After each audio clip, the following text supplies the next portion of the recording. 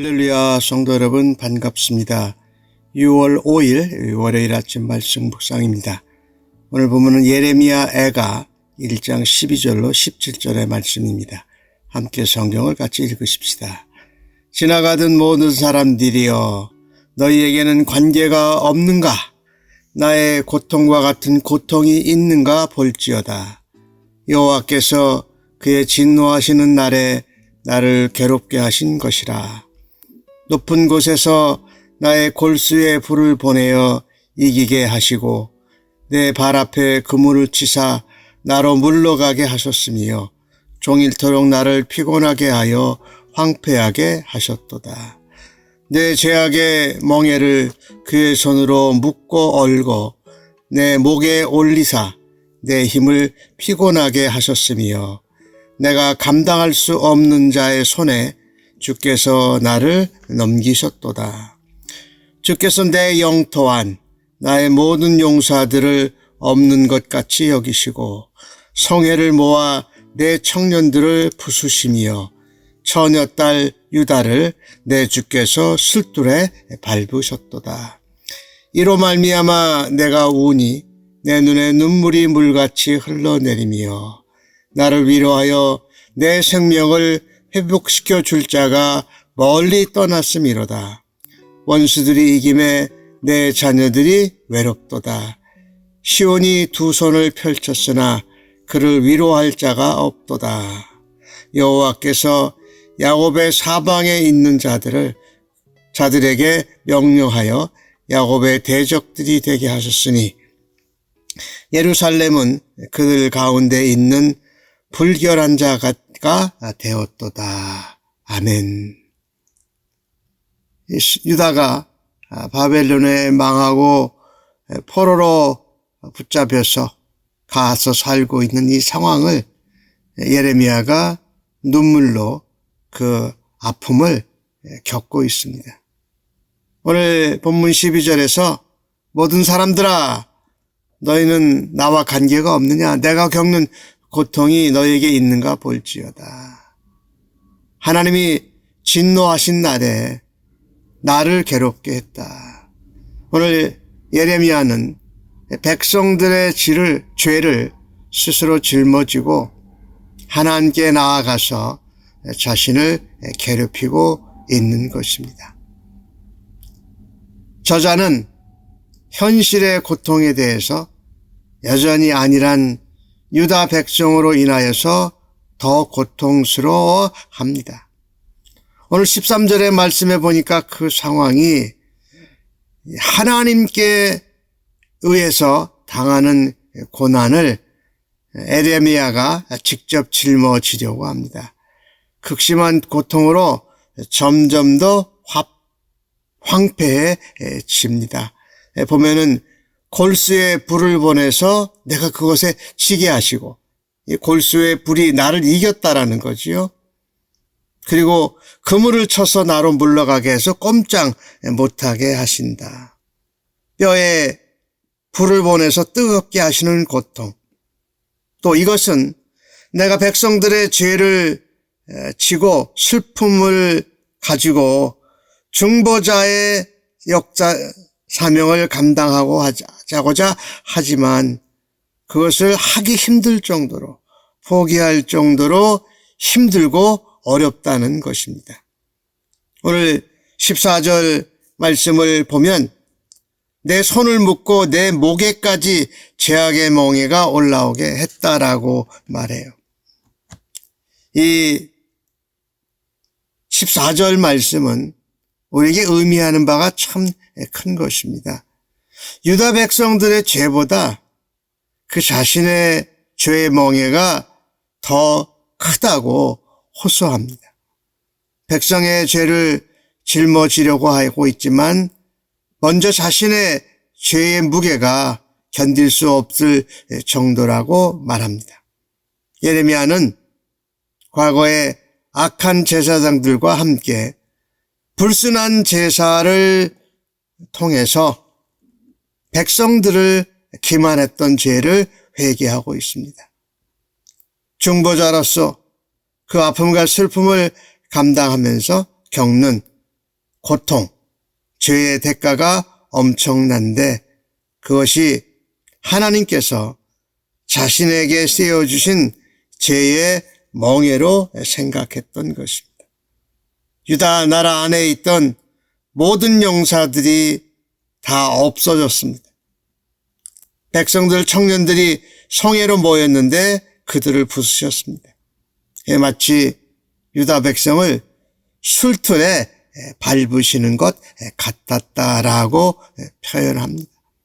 바벨론, 에돔의 연합군의 패배에서 유다 군인들이 대량으로 학살을 당한 것을 설명하고 유다의 미래가 이방인들에 의해 짓밟혀버리고 끝나버리는 상황을 구하고 있습니다. 예레미야는 하나님의 진노의 날에 극심한 심판으로 인한 고통을 말하고 있습니다. 오늘 예레미야를 보면서 하나님 백성은 자신의 나라, 자신의 동족들의 죄를 자신의 대로 여겨야 할 것입니다. 예레미야는 예루살렘 자신을 자신과 동일시했습니다. 예루살렘이 바벨론에 망한 심정을 자신의 심정으로 삼고 하나님 앞에 나아갔습니다. 예루살렘은 그 마음이 근심으로, 외로움으로, 피곤으로, 고통으로, 절망으로 가득 차 있었던 것이지요. 주께서 예루살렘의 온 죄를 한데 묶어서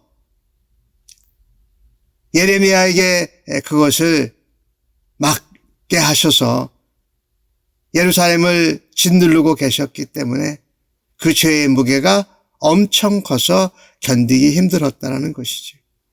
사실 예루살렘은 아무런 저항도 하지 못합니다. 그들이 당해낼 수 없는 강한 나라들의 횡포에 내맡겨져서 포악을 당할 수밖에 없는 처지에 이르게 되었던 것이지요.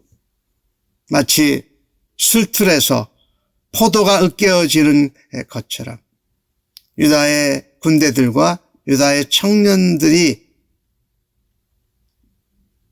피가 예루살렘을 물들입니다.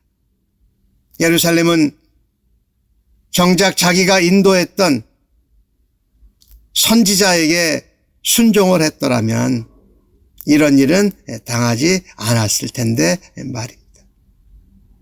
선지자가 전하는 하나님의 말씀을 잘 듣고 순종하면 이런 심판의 고통을 당하지 않을 수 있었는데 예루살렘 유다는 그 일을 감당하지 못했던 것이 참으로 안타깝습니다.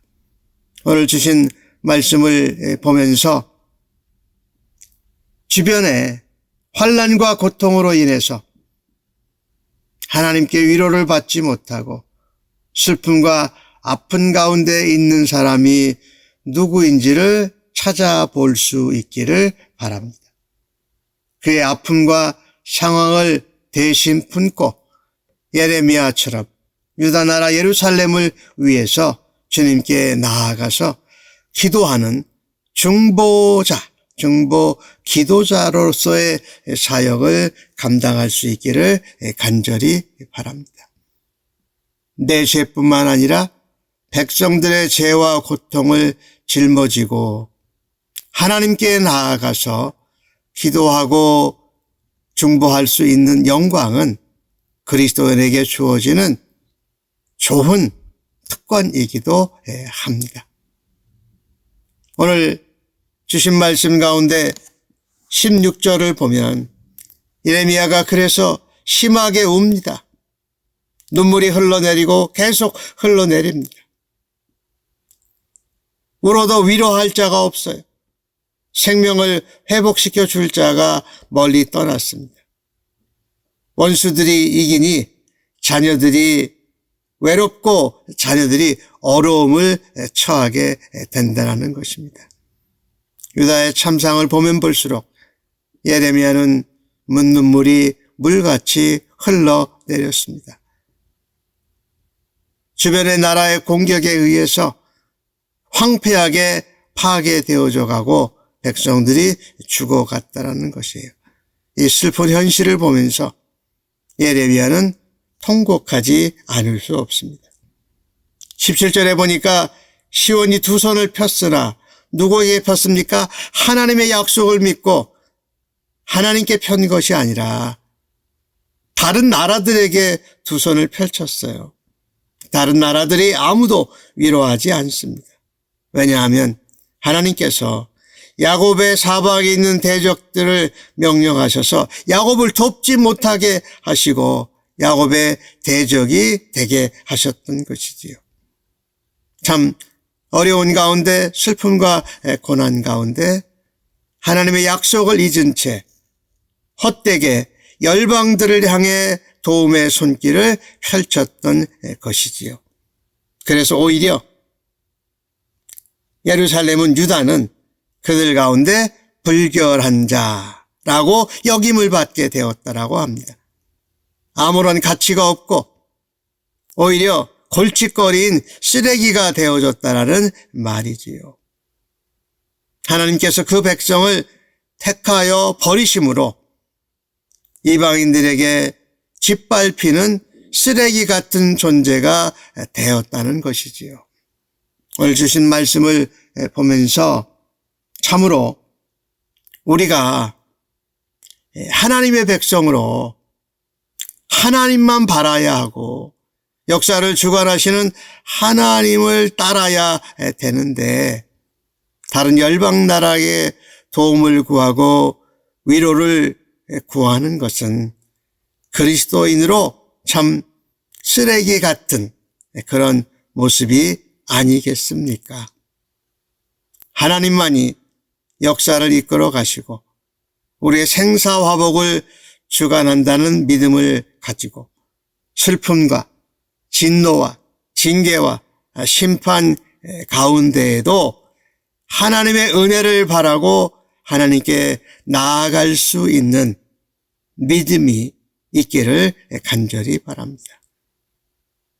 하나님이 잃었던 무지한 백성 그리고 그것을 그 슬픔과 아픔을 품고 하나님께 나아가는 예레미야를 우리에게 보여주시는 것처럼 우리는 진노 가운데에도 심판과 징계 가운데에도 하나님께 나아가고 예수님의 옷자락을 두려워하는 마음으로 만졌던 여인처럼 우리의 심판과 진노와 징계 가운데에도 하나님을 바랄 수 있는 은혜가 있기를 간절히 바랍니다.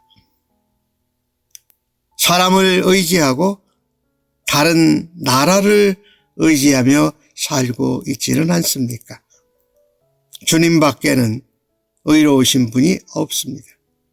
나를 도우시고 나를 위로하시고 나를 회복시키실 분은 하나님, 예수 그리스도, 성령님 밖에 없다라는 것을 기억하시고 끊임없이 하나님을 향하는 은혜와 믿음으로 굳게 서시기를 예수님의 이름으로 간절히 축복합니다. 아멘. 하나님, 저희들 안에는 하나님으로부터 멀어지고자 하는 악한 마음과 생각들이 너무 많습니다. 저희들의 잘못된 행위와 동기를 제대로 바라다 볼 수 있는 믿음의 눈을 열어 주시옵소서. 징계와 심판과 슬픔과 진노 가운데에도 우리의 진정한 위로자와 회복자와 도움자는 삼위일체 하나님인 것을 다시금 확인하고 하나님의 은혜로 변화되게 하시고 하나님 앞에 중보 기도자로 또 우리의 아픔과 동족의 숨틈들을 함께 지고 기도하는 자로 사용하여 주시옵소서. 예수님의 이름으로 기도하옵나이다. 아멘.